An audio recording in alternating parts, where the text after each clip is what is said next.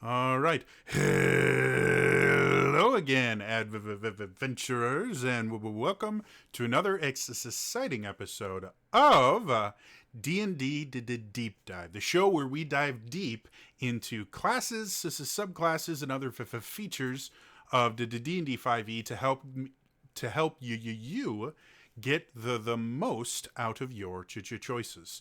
So today, the last video I did was about bards, and it's been one of my most popular videos in a while.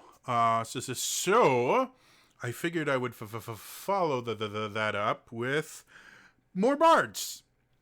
I'm actually going to be covering the bard subclasses in Xanathar's guide.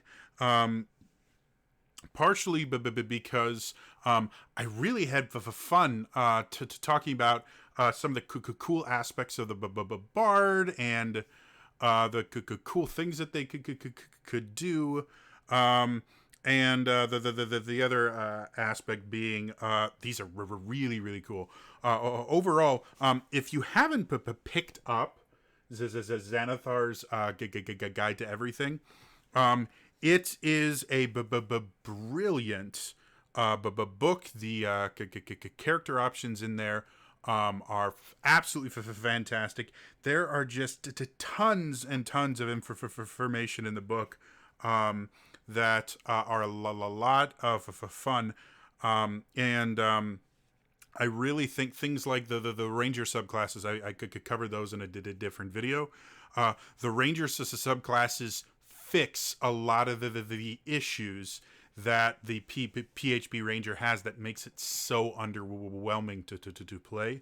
And I gotta say, for the classes that aren't underwhelming in 5th edition, which is everything but the Ranger, they really give you unique ways to play. Like in general, none of these subclasses, even the ones that sound very similar to stuff in the PHB, they're going to let you look at the character in a different light, and they're going to let you play the character very differently. And this actually has a really good example of that. So let's just dive into the book itself. So there are the three new subclasses in here. And one other thing I do want to mention is the first part of every section in Xanathar's guide for classes. They have additional kind of like background options, not backgrounds as in the background you choose that gives you skills and things like that, but just stuff that helps you build some character into your character. And they're really cool. Like they give you examples of things like defining works that your bard may have created that kind of give them renown as a bard. Or my personal favorite is embarrassments. These are the things in your bard's history that didn't go well, that actually helped to define them as a person, because of how poorly they went. And as someone who's dabbled in stand-up comedy, and is very invested in it. Like I've only done stand-up a couple times, but I watch comic podcasts and interviews with comics and stuff. And one of kind of the defining features that really kind of shapes a lot of young comics is their first bomb, or their worst time that they bombed or something like that. Like it turns into to material a little later on. It kind of influences how they go about being a comic. So I like the idea of a bard being somewhat defined by a time that they bombed on stage, which any performer will tell you. It happens. It happens a lot more than we're willing to admit. And it does change things. If you are a good performer, you learn a lot from when you absolutely just eat it on stage. And if you're a bad performer, you learn nothing from it, and you just keep doing it over and over and over again, which can be quite humorous to those of us that actually learn from our mistakes, watching you do the same thing over and over again. So anyway, in the comments below, if you guys would like me to, because there's a lot of books that have aspects that are not direct like character options, but help you to like just expand your character themselves. If you'd like to see me do a D&D deep dive on just those aspects of one of these books, whether it's Xanathar's or Sword Coast Adventures Guide, has tons of stuff like that. Let me know in the comments below, because that'd be kind of a cool deep dive that has nothing to do with numbers, which most of these have lots of numbers in them. So, yeah, so let's actually get to the subclasses, the Bard colleges. There are the three colleges in this. There's the College of Glamour, the College of Swords, which, if you remember correctly, there's a College of Valor in the PHB, which kind of made you into a battle bard. You know, you were a fighty bard. College of Swords sounds like something very similar. Oh, I'm a bard that uses a sword. Isn't that what the other one did? No, and this will be a really cool one to kind of compare to the Valor Bard. And then the last one here is the College of Whispers, which is just cool. And we'll go over that when we get to it. So let's start with the College of Glamour. The College of Glamour Bard can really be described as fabulous. Everything about the College of Glamour Bard is built around the idea that you are a spectacle.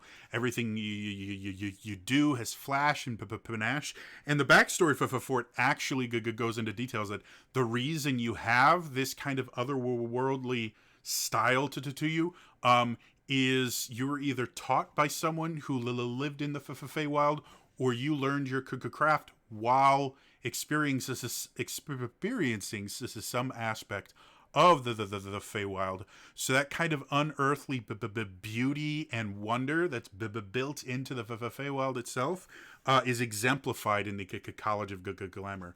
So especially if you want to play like an Eladrin bard, or something along those lines, this can be a really, really cool way to do it. The other thing that's cool about the College of Glamour is, I've mentioned before, I'm a huge fan of controllers. I think they're undervalued, underutilized, and are an integral part of any party makeup. And the Glamour Bard can definitely be a controller. So let's to talk about the stuff that they get. At the third level, you get what's called the Mantle of Inspiration, which is an extra way you can use your bardic inspiration. Which, again, to kind of review what we talked about last time, the two kind of defining features of the bard is their jack of all trades and expertise, where they're good with just about every skill, and you can use them in a lot of different situations. But there's a few things that they're super good at. And then the bardic inspiration. And so most subclasses of bard will give you some other way to utilize bardic inspiration. And this is one of those ways that Glamour does it. As a bonus action, you can expend one use of your bardic inspiration to grant yourself a wondrous appearance. You can fabulize yourself in the middle of battle. When you do so, choose a number of creatures you can see that can see you within 60 feet of you, up to a number equal to your charisma modifier. Again, charisma is super important for bards. Each of them gains 5 to temporary hit points, which is kind of cool. When a creature gains these temporary hit points, it can immediately use its reaction to move up to its speed without provoking opportunity attacks. Let's unpack that for a second, because in just a paragraph, it is described a very, very interesting, useful ability. Basically, A glamour bard using its bonus action can give your entire team within 60 feet some temporary hit points, which is useful. It's a nice buffer. But it also lets all of them move their speed instantly. No opportunity attacks, no, nothing like that. There are so many situations when having your entire party rearrange itself can be massively useful. If you're in an ambush situation and they've got you surrounded and you're just not in a great place, pull off this mantle of inspiration and watch the tides to turn. You go from being surrounded to surrounding them. And it's just really, really cool. The temporary hit points you give increases as your level goes up. Turns to 8 at 5th, 11 at 10th, and 14 at 15th level. The numbers don't make a whole lot of sense as to why they chose those specific numbers. But it's super, super cool. Temp hit points are always useful, and the fact that you can give it to basically your entire team all at once for just a bonus action also useful. And it only uses one inspiration use. However, the most useful aspect of that is you can get your entire team rearranged. You've got that, wizard that's hiding behind his big tank guys. Get the entire party moved up, and then pull this off and watch them all just dash through their lines and surround the bad guy. Yes, this is super cool. It's just a super unique, very much a controller type of ability. The other thing you get at the third level is what's called enthralling presence. If you perform for at least a minute, you can attempt to inspire wonder in your audience by singing, reciting a poem, or dancing. At the end of the performance, choose a number of humanoids within 60 feet of you who watched and listened to all of it, up to a number equal to your charisma modifier. Each target must make a wisdom save. On a fail, they're charmed by you. While charmed in this way, the target idolizes you. It speaks glowingly of you to anyone who talks to it, and it hinders anyone who opposes you, although it avoids violence unless it was already inclined to fight on your behalf. This effect on a target ends after an hour, takes damage if you attack it, or if it witnesses you attacking or damaging any of its allies. And if the target succeeds on the saving throw, it has no idea you tried to charm it, which is another unique thing. Most charm spells have that little caveat. Once the spell ends, or if it fails, the target knows you tried to charm them. And you can only use this once per short or long rest. Another super cool thing for a number of the uses in role playing. Are you in jail? And you have a couple guards around. You need to get out. Do an impromptu performance for them. Get them all on your side, and then have them open the doors, give you all your stuff back, and escort you out of the jail. You're at a banquet with a corrupt official. Charm all of his friends, or charm the other people on the council and convince them to kick him off the council. I mean, there's millions of different ways to do this. If you're a glamour bard, you're already fabulous. And you're already probably pretty used to breaking into song or just performing at the drop of a hat.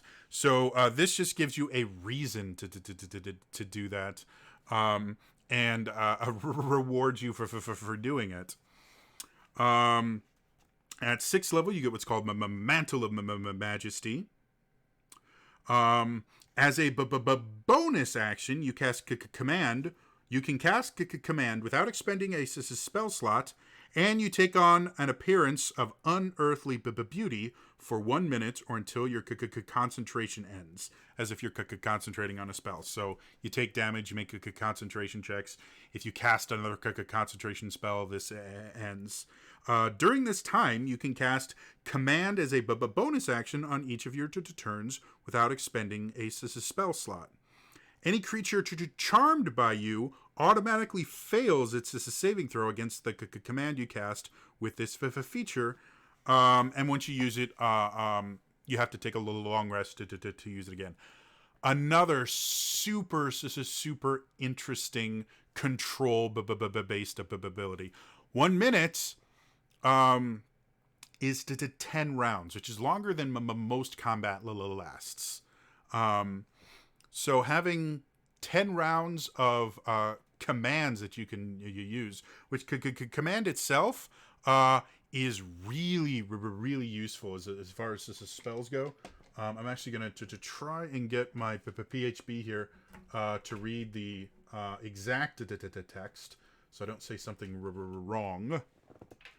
I had to rearrange everything in my room for this new setup, and it's getting annoying. Come on, book. There we go. All right, so let me get command here really quick. You speak a one-word command to a creature you can see within range. Target will succeed on a Wisdom saving throw for follow the command on its next turn. And it doesn't work if the target's undead, it doesn't speak your language, or if the command is directly harmful to it. Command is a unique one because you can only use one word, but that one word can be incredibly useful. You can do something like sleep, or you can do something like disarm, approach, run, attack. You know, the things like that, and the creature is compelled to obey. Depending on how creative you are and the words that you choose to use, you can get a lot of use out of a command spell. It's not quite as powerful as a suggestion, but the fact that you can just cast it over and over again for a minute, for 10 full rounds, it's a great spell. Just have that ability. And again, it's a super controller kind of thing to do. You know, if you have a really bad guy that's just destroying your party, you can use command to make him run away, make him lie down, make him drop his weapon, or you know, really anything that's not going to actively hurt the creature, you can make them do. So again, super control-y, super interesting. And then the final one is Unbreakable Majesty, which you get at 14th level. Your appearance permanently gains an otherworldly aspect that makes you look more lovely and fierce. So now you are just always fabulous. In addition, as a bonus action, you can assume a magically majestic presence for 1 minute or until you're incapacitated. For the duration, whenever a creature tries to attack you for the first time on a turn, the attacker must make a charisma save against your spell save DC. On a failed save, it can't attack you on this turn and must choose a new target for its attack, or the attack is wasted. On a successful save, it can attack you on this turn, but it has disadvantage on any saving throws it makes against your spells on your next turn. And once you do that, you need a short or long rest to do it again. This is effectively a more powerful version of the Sanctuary spell. Sanctuary is super useful because it forces people to have to succeed on a saving throw in order to even to try to attack you. This one, even if they succeed, you get an advantage because they are now have disadvantage on their next saving throw against a spell you cast. combining this with things like dominate person or enfeeble can be really, really effective. And you don't have to worry. Like, Sanctuary ends if you do aggressive things. This just lasts for a minute. So super, super good, super, super useful. And again, very controlly. If you activate that little last ability and you just put yourself in a situation where you are the most viable target to attack, there's a good chance they're going to waste a lot of attacks on you because there isn't another person near enough for them to attack, and they can't attack you. Yeah, super, super cool. College of Glamour, very controllery, very fabulous, and just interesting in general. College of Swords. Now, I mentioned before, College of Swords sounds like it should be similar to the College of Valor Bard, where it's a bard that fights, and uses swords and stuff like that. So just seeing kind of the difference between the two, despite the fact that if you boiled them down to like a single sentence, they're both, a bard that uses his swords to attack. Kind of describes them both, but boy, is that a simplification of both of them. So let's just start with right at the third level. When you get it, you get bonus proficiencies, which is you gain proficiency with medium armor and the scimitar, which is interesting because a lot of times, like if you go with the Valor Bard, you get medium armor, shields, and martial weapons. So that includes a scimitar and everything else. So this one's a little bit more limited in the weapons it gives you, but there's an extra benefit. If you're proficient with a simple or martial melee weapon, you can use it as a spellcasting focus for your bard spells. Now that is really, really useful, especially if you want to dual wield as a bard. One of the difficulties of dual wielding is anything that's got somatic or material components, you need a free hand, either to get the components out or do this as somatic aspects, or to use your magical focus. This basically means you can cast those without having to stow a weapon to do it. And if you could combine it with what's it called? I think Battle Mage or War Mage feat. You don't have to worry about somatic or material components, and can just cast spells while you're attacking with swords and stuff, and being super cool. Along that little line, you also get a fighting style at the third level. You can choose either dueling or two-weapon fighting. And again, this is really just going to define how you want to play it. Dueling, you'll get extra damage, but you need to have your offhand free or have a shield, which you don't have proficiency in, which is shields here. So generally, you'll just be kind of that really kind of cool dueling style bard. Or you can do two-weapon fighting, which lets you two-weapon fight really, really well. Both have their pluses and minuses. Like I said, with two-weapon fighting, you do have to take Warcaster in order to use this as somatic components with a weapon. I think, I'm not quite sure. I may be wrong about that, because I think because it's a spellcasting focus, I'd have to look. Anyway, so there are pluses and minuses to it. I'd have to look up the rules for spellcasting to know exactly if you need it or not. But Warcaster has a bunch of other useful abilities built into it as well. So it's still a good thing if you're a College of Swords. The third thing that you get at the third level with College of Swords is what's called Blade Flourish, which is the defining aspect of the College of Swords. And remarkably enough, it has something to do with the defining aspect of the Bard, which is the Bardic Inspiration. Whenever you take the attack action on your turn, your walking speed increases by 10 feet until the end of the turn. And if a weapon attack that you make as part of this action hits a creature, you can use one of the following blade flourish options of your choice. You can use only one blade flourish option per turn. So to kind of boil that down, you have to take the attack action.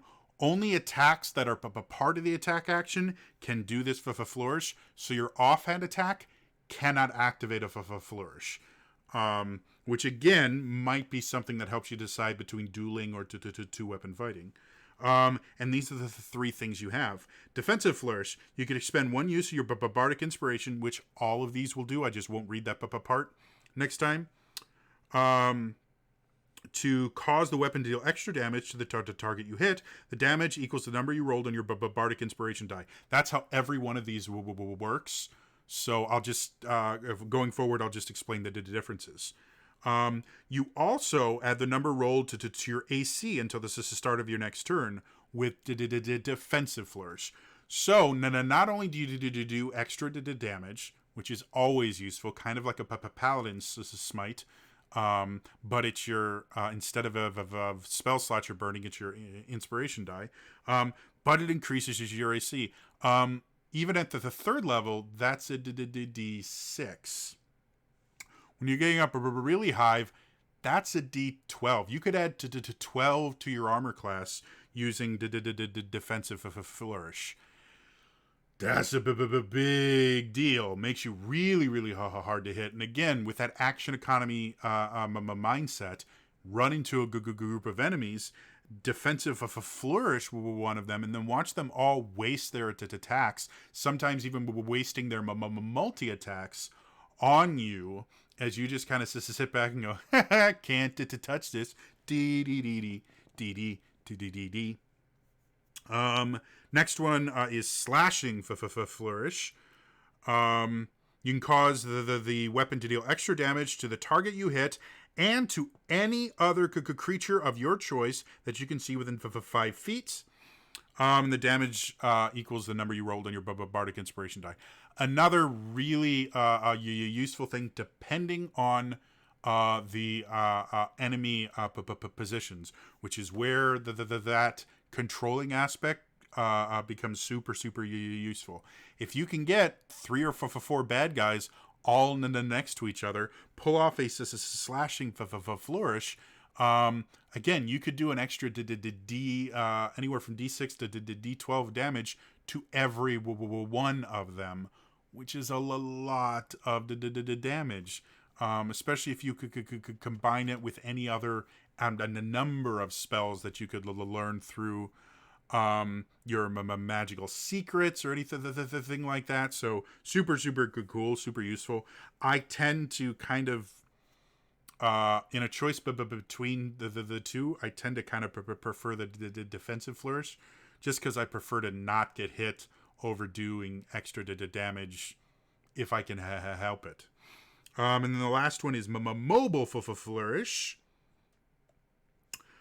which does the damage thing, and then you can also push the target up to 5 feet away from you, plus a number of feet equal to the number you rolled on that die.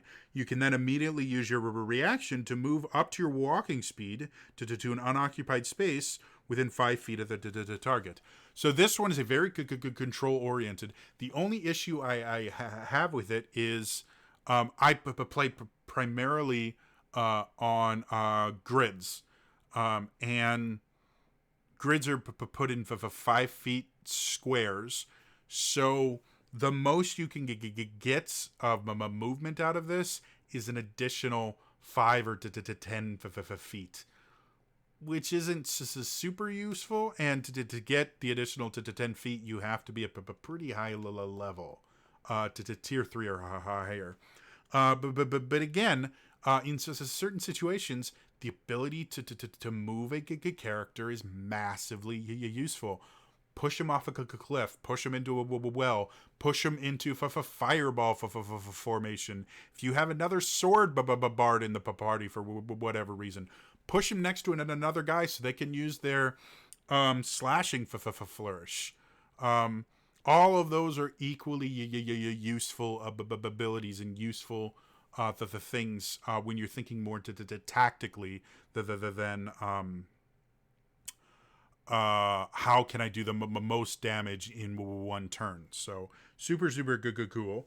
Again, going back to the Valor Bard, they get the bonus proficiencies, and then they get the combat inspiration, where they can just they can give their bardic inspiration to someone else, and that bardic inspiration can be used to either add extra damage to someone else's attack, or to add a C to someone else's attack. So Valor Bard a little bit more focused on the party as far as using that inspiration die, whereas the Sword Bard is very much about using the inspiration die for themselves. Again, both viable options, but one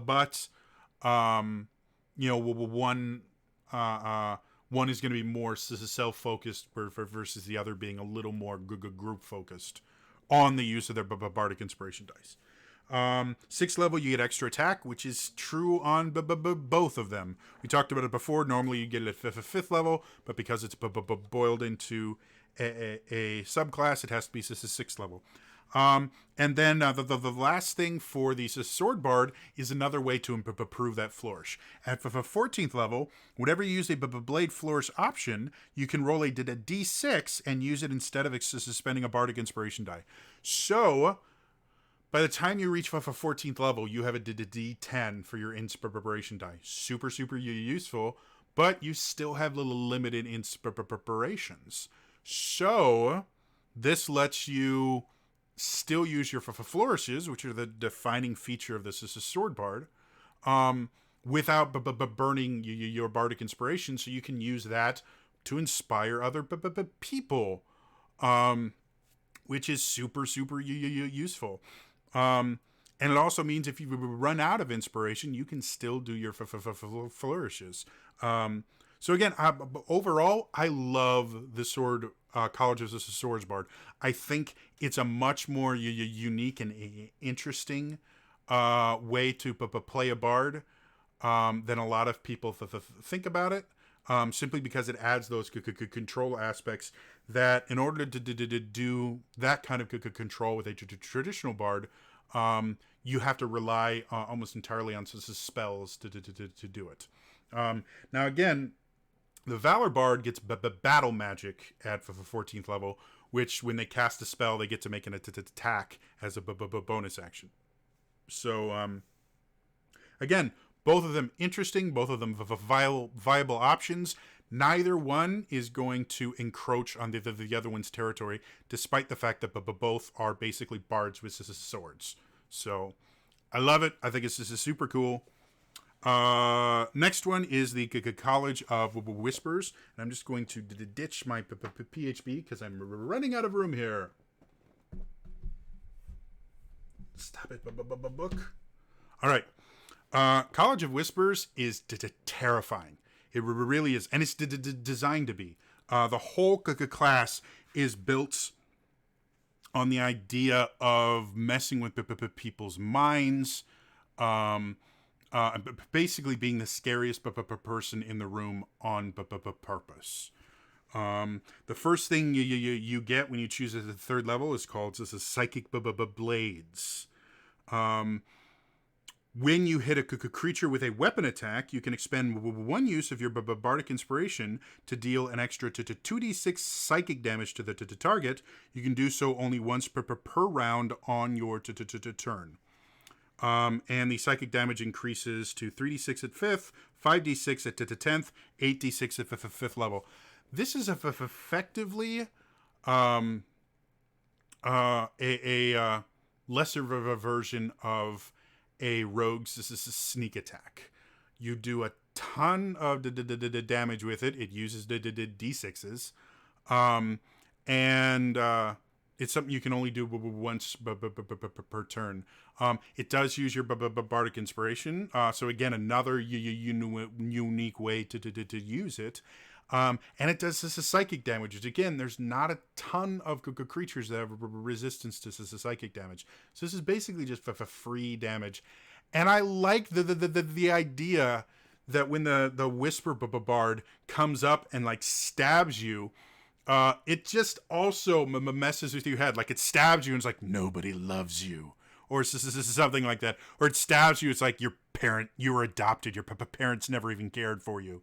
Stuff like that where it's just mean and psychologically damaging. And I just love the idea of a bard that just breaks people mentally as you're fighting. And I realized both of those sounded super mean. But it would totally give you psychic damage if someone stabbed you and then said that, right? The other thing you get at the third level is called Words of Terror. Like, this is almost Cthulhu-esque, with just how much of the mind games they use with this. If you speak to a humanoid alone for at least 1 minute, you get attempt to seed paranoia in its mind. At the end of the conversation, target makes a wisdom save. If they fail, they are frightened of you or another creature of your choice, and the target is frightened this way for an hour until is attacked or damaged, or until witnessing its allies being attacked or damaged. And like the other subclasses, the Glamour Bard, if the target succeeds on its saving throw, the target has no hint that you tried to frighten it, and you can only use it once per short or long rest. This is just a super cool, especially as like an interrogation tactic. You've got a bad guy, he's not speaking. The bard, who's already a messed up individual that can attack you with psychic damage, the bard comes over and goes, "Hey guys, get out of here. We want to talk to my new friend alone." And then spends a minute either to talking himself up about how dangerous he is, or talking another member up to terrify this person, which has a number of useful aspects. Probably the best of which would be intimidation's a lot easier when they're terrified of you. And this doesn't even have to be in interrogation based. You can use it really for just about anywhere. I like to use jailbreaks because a lot of people don't think about them when building their character. Oh yeah, by the way, if you get locked into jail, you're not going to have your swords, you're not going to have your weapons, your magic items, or your spell casting focuses, or half your spells aren't going to work. But you can just to speak one-on-one to a guard for a while to freak him out. So yeah, just cool way to play very kind of cerebral bard. 6th level, you get Mantle of Whispers. This is such again, this whole class is basically a mind fuck. This whole subclass. At 6th level, you gain the ability to adopt a humanoid's persona. When a humanoid dies within the 30 feet of you, you can magically capture its shadow using your reaction. You retain this shadow until you use it or finish a long rest. Guys, you can murder someone and steal their shadow. What would you do with their shadow, I hear you ask? Let me tell you. You can use the shadow as an action. When you do so, it vanishes magically to transforming you into a disguise that appears on you. You now look like the dead person, but healthy and alive. The disguise lasts for 1 hour or until you end it as a bonus action. While you're disguised, you gain access to all information that the humanoid would freely share with a casual acquaintance. Such information includes general details on his background and personal life, but doesn't include his secrets. The information is enough that you can pass yourself off as the person by drawing on its memories. Another creature can figure this out by doing a wisdom insight versus your charisma deception, and you get a +5 bonus to your deception check. And you can only use it once per short or long rest. Guys, this is the ultimate polyjuice poison. potion with a super sinister undertone. You need to sneak in somewhere, and you need to be legit. Find, a janitor, get him into the dark alley, and end him. Then steal his shadow and walk in with everyone convinced that you are the person you just murdered. How creepy is that? Like, again, the College of Whispers is that one emo kid that normally plays nothing but Vengeance Paladin, going, I'm so dark, and my soul reflects in my eyes, which are black as midnight, and I must vanquish all light from the wall. Like, College of Whispers, he's no longer just being super, like, that is how the class is meant to be played. And it's dark, and it's creepy, and really, really interesting. Like, if you want to play a very, very kind of ethically questionable spy character, College of Whispers is a perfect way to do it. Kind of like a dark version of like Michael Weston from Burn Notice. Oh, that's what College of Whispers is. So it's Mantle of Whispers at 6th level. Let's go to 14th level, which is Shadow Lore. This sounds promising. Not at all like dark and dangerous and terrifying. I love the first sentence to describing this. At 14th level, you gain the ability to weave dark magic into your words and tap into a creature's deepest fears. Seriously, this is like Cthulhu in a bard. As an action, you can magically whisper a phrase that only one creature of your choice within the 30 feet of you can hear. The target must make a wisdom save. It automatically succeeds if it doesn't share a language with you, or if it can't hear you. On a successful save, your whisper sounds like unintentional mumbling and has no effect. On a failed save, the target is charmed by you for the next 8 hours, or until your allies attack it, damage it, or force it to make a saving throw. So that sounds like, oh, you've charmed them. Like the Glamour Bard. You charm people. And that's, that's how you do this. Well, listen to how the charm works.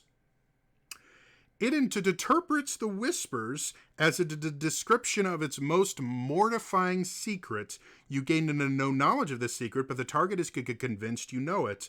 The charmed creature obeys your commands for fear that you will reveal its secret. It won't risk its life for you or fight for you unless it was already inclined to do so. It grants you favors and gifts it would offer to a close friend. You are blackmailing someone with this feature.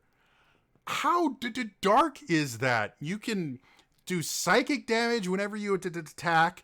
You can sit down with someone for a minute and get them afraid of you for an hour. You can murder someone, steal their shadow, so you can put them on like a suit. And now you can blackmail people without going through all of the hassle of actually learning a secret to blackmail them with. Oh, and it gets better. When the effect ends, the creature has no understanding of why it held you in such fear, and you only use it once per long rest. Again, guys, College of Whispers is a mind trip. It is such a dark and ethically murky class. Just all of its abilities lend itself really, really well to a spy type character, or even I guess they call it like a cleaner or a fixer.